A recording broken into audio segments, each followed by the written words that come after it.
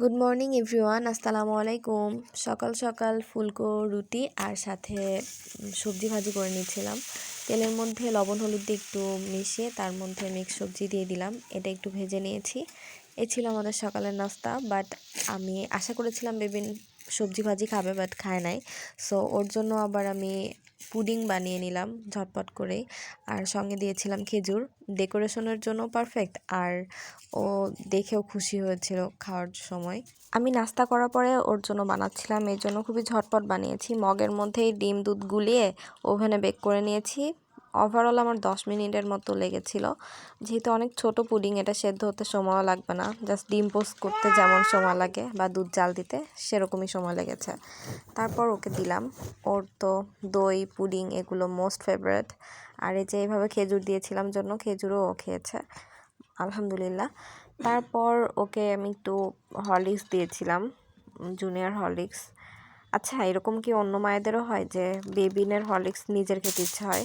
গোসল করার পরে বাড়ির নিচে নিয়ে গিয়েছিলাম ওকে, একটু খেলাধুলা করতে পারবে আর চুলটাও শুকিয়ে যাবে। আর দৌড়াদৌড়ি করার কারণে যখন টায়ার্ড হয়ে যাবে উপরে এসে জাস্ট লাঞ্চটা করে ও ঘুমিয়ে যাবে। এই জন্য মেনলি ওকে নিচে নিয়ে যাওয়া। ঘরের মধ্যে থাকলে তো এরকমভাবে টায়ার্ড হয় না। তারপর ওকে নিয়ে রুমে আসলাম। মেনলি এই শসা তারপরে ফল আমার জন্যই নিয়েছিলাম, তাও ওকে একটু দিলাম আর কি সান্ত্বনা হিসেবে। ও একটু টেস্ট করলো। তারপর দেখতে পাচ্ছেন ও তেমন একটা পছন্দ করছে না, তাও অ্যাপ্রিসিয়েট করছে ওকে অফার করার জন্য, আমাকে থ্যাঙ্কস জানাচ্ছে আর কি। তারপর ও লাঞ্চ করে ঘুমিয়ে গিয়েছে। এখন আমি দুপুরে কি খাবো? সকালে যেই সবজিটা ভাজি করেছিলাম তার সঙ্গে একটু ডিম পোস্ট করে নিলাম, আর তার মধ্যে আমি ভাত দিয়ে জাস্ট ফ্রাইড রাইস বানিয়ে নিয়েছি। ভাত, ডিম ভাজি, সবজি ভাজি এগুলো একসঙ্গে খাওয়ার চেয়ে আমার কাছে ফ্রাইড রাইসটাই খেতে বেশি মজা লাগে। সো আর মেনলি আজকে আমি ভাতও রান্না করি নাই, আগের দিনের ভাত যতটুকু ছিল সেটাই এর মধ্যে দিয়ে আমি একটা ফ্রাইড রাইস করে নিলাম, আর সেটাই দুপুরে খাবো।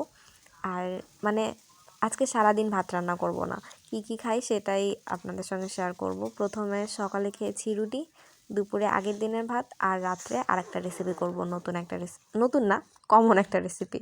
লাঞ্চের জন্য ফ্রাইড রাইস করার পর মনে হলো যে বিরিয়ানিও তো আছে।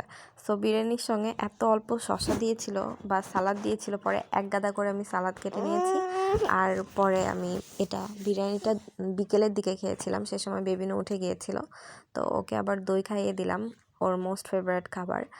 মাগরিবের পরে আমার ফ্রেন্ড আমার বাসার সামনে এসেছিল, পাশাপাশি বাসা। সো আমরা দুজন একটু হাঁটতে বের হয়েছিলাম বাইরে, বেবিনকে বাড়িতেই রেখে গিয়েছিলাম একা, আমি আর আমার ফ্রেন্ড একটু বাইরে হাঁটলাম। এই সময় কিউট বিড়ালটা আমাদের পাশে পাশে হাঁটছিল, এমন একটা ভাব যে আমাদের কতদিনের পরিচিত। আসলে কিন্তু আমরা প্রথম দেখলাম বিড়ালটাকে, অনেক কিউট লেগেছে। রাস্তায় সন্ধ্যার পরে হাঁটতে ভালোই লাগে।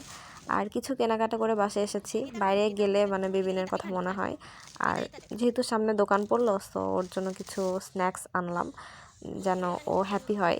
ওকে রেখে আধা ঘন্টার জন্য বাইরে গেলেও মনে হয় যে মেবি আমাকে মিস করছে। সো এটা ওর সান্ত্বনা পুরস্কার আর কি। হাঁটতে গেলে বেবিকে নিয়ে কমফোর্টেবলি হাঁটা যায় না। এইবার আমি রাত্রের খাবারটা রেডি করে নিচ্ছি। দেখতেই পাচ্ছেন, এই যে টমেটো এরকম উপর করে দিলে স্কিনটা উঠে আসে, এটা অনেক স্যাটিসফাইং। তারপর এটা স্ম্যাশ করে একসঙ্গে মিক্স করে নিচ্ছি। বলেন তো কি রান্না করছি? Can you guess something? এটা হচ্ছে most common and most delicious easiest একটা খাবার, যেটা ঝটপট হয়ে যায় আর অনেক বেশি মজার লাগে। আমি নুডলসের আসলে ফ্যান, অ্যানি টাইম নুডলস হলেই হলো। আমার জন্য ভাত রান্না করি নাই এই না যে বেবিনকে বাসি খাবার খাইয়েছি, ওর জন্য অল্প করে ভাত রান্না করেছিলাম, দুপুরে মাছ ভাত আর রাত্রে দই ভাত খেয়েছিল। Thank you viewers for watching. আল্লাহ হাফিজ।